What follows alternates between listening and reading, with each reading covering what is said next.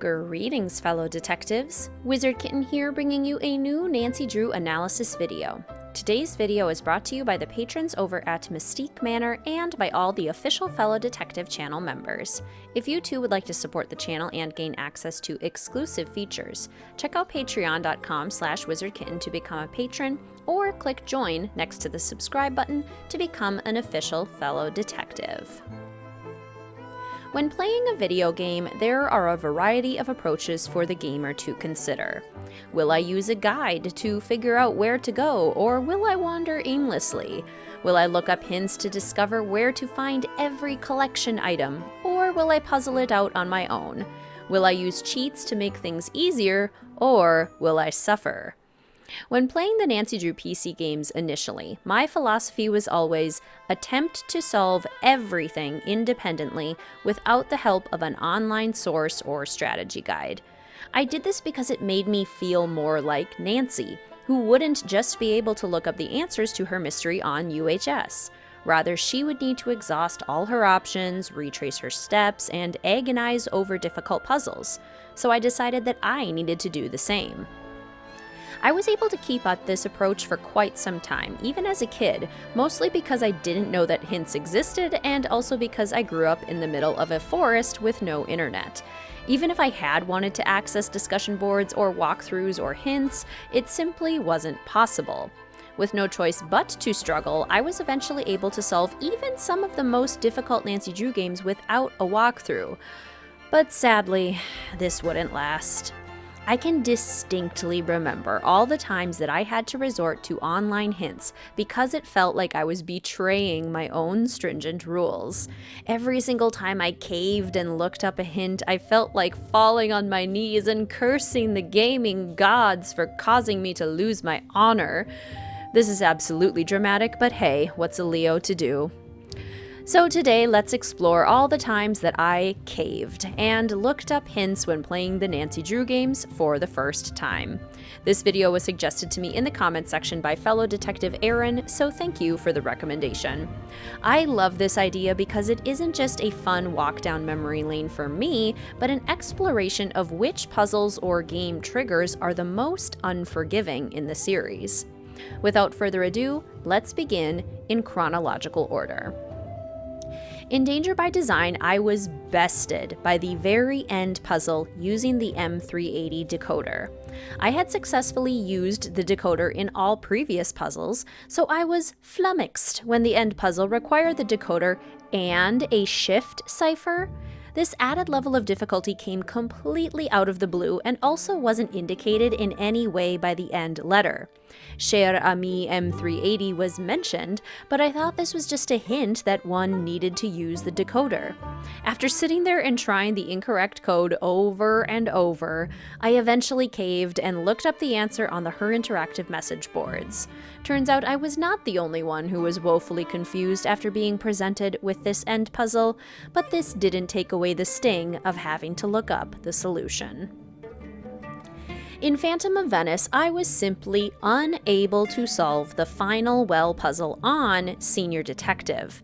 This was especially annoying to me because I had previously solved the game on Junior Detective without issue, but then Senior Detective left me completely and utterly stuck. In Junior Detective, this puzzle comes with a set of directions to follow. Senior Detective gives you nothing, which means you can wander around in the wells for hours, fruitlessly spinning wheels and filling up water tanks until you absolutely lose your mind. This is a puzzle I've complained about on the channel many times, so this one probably wasn't a surprise. In Haunting of Castle Maloy, I got hopelessly stuck trying to solve the Ogham rune stones. This still happens to me on replays to this day, because there's one simple mind shift that I cannot seem to wrap my head around. The Celtic seasons and the quote-unquote American seasons with which I am familiar do not necessarily match up. On the stones, players need to match the constellation with its associated Celtic Sabbath and then match a picture indicating the state of trees in that particular season. Now, when I think Samhain, I think of October 31st, which is Halloween, which here is definitively autumn.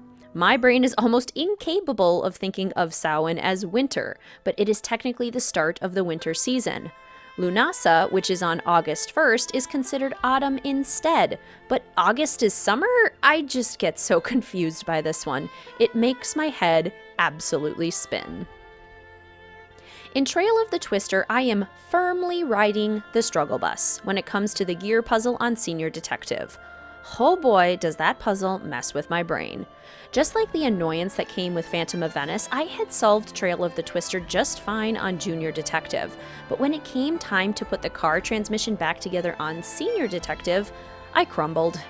Adding insult to injury, this puzzle is like number 36 on the list of 50 chores Nancy needs to do in the game that have absolutely no bearing on the mystery or add anything to the story, so I probably threw up my hands more quickly on this one than I otherwise might have due to simple lack of motivation. Regardless, I had to look up the solution, and I wasn't happy about it. In Tomb of the Lost Queen, I actually had a decent time with all the puzzles. Many of them are difficult, yes, but with time and effort, I was able to eventually get through them all. But, much to my chagrin, all my successful puzzle solving didn't save me from having to crawl to UHS for hints when, towards the end of the game, all my progress halted and I had no clue why. You see, for the longest time in the Nancy Drew series, all the items stayed in their place and new items didn't appear without an explanation. This all started to change in Tomb of the Lost Queen when the new UI was introduced, so I was absolutely blown away when I realized, according to UHS, that my problem was my inability to find Lily's sunglasses rhinestone in one of the tunnels. I had already been through that tunnel, there was nothing there before, and now there was? This was pretty mind-blowing for me at the time and honestly pretty devastating because, as I said, it hadn't been the plethora of puzzles that perturbed me. Similarly, in Ghost of Thorton Hall, I simply did not see the trowel in the room with the cotton gin. It simply did not exist in my brain. I distinctly remember getting stuck, knowing that I needed some kind of digging implement, and being completely and utterly lost. Can I use the hammer? Can I use the picker thingy? Can Nancy just scrape at the ground with her bare hands? No. Caving and going to UHS for this one was so sad, and I literally facepalmed when I realized the trowel had been there, staring at me all along. I must have passed it dozens of times, never realizing. I was utterly heartbroken. And finally, Mystery of the Seven Keys. Now you may have noticed that in all the previous games I only caved and had to look up hints once, and there were many Nancy Drew games where I never had to look up hints. Even with Midnight in Salem, the game most comparable to Mystery of the Seven Keys, I was able to white-knuckle my way through. But Mystery of the Seven Keys? I had to reference the strategy guide to solve the Book in the Cafe, Vladena's Safe, the Astronomical Clock, the Wall Puzzle, the Alchemy Puzzle, and the Bag Dead Drop of all things. 6 separate times. And that doesn't even count the number of times that I had to consult the in-game hint system. You can hear it in my voice during my Mystery of the Seven Keys blind playthrough, but this was absolutely devastating for me and not how I like to play my Nancy Drew games. It's also my biggest critique of the game. The poor internal logic of the puzzles and the lack of vocal cues made this game so much more confusing than any Nancy Drew game I had ever played before. For all its improvements, I was definitely cursing the gaming gods while attempting this one for the first time. So there you have it, fellow detectives, all the times I caved and looked up hints to solve a Nancy Drew mystery. It's very possible that I forgot some other moments over the years, but I truly tried really hard to never have to look things up, so it did feel pretty memorable every time I did. I would love to hear from you in the comments section though. Did you have to look up hints for any of the moments I mentioned? What other moments in the games left you hopelessly stuck and looking for hints?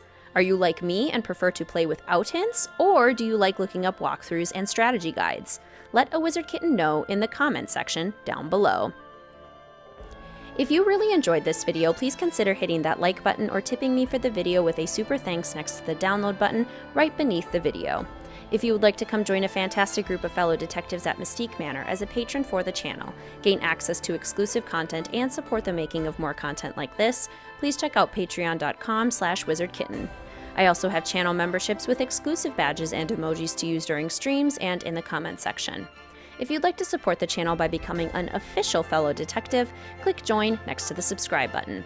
Please feel free to follow the channel on Instagram or Discord, linked in the description box down below. And as always, please feel free to like, comment, subscribe, and hit that notification bell for more Nancy Drew and Cozy Game content. Thank you so much for watching, fellow detectives. I will see you soon.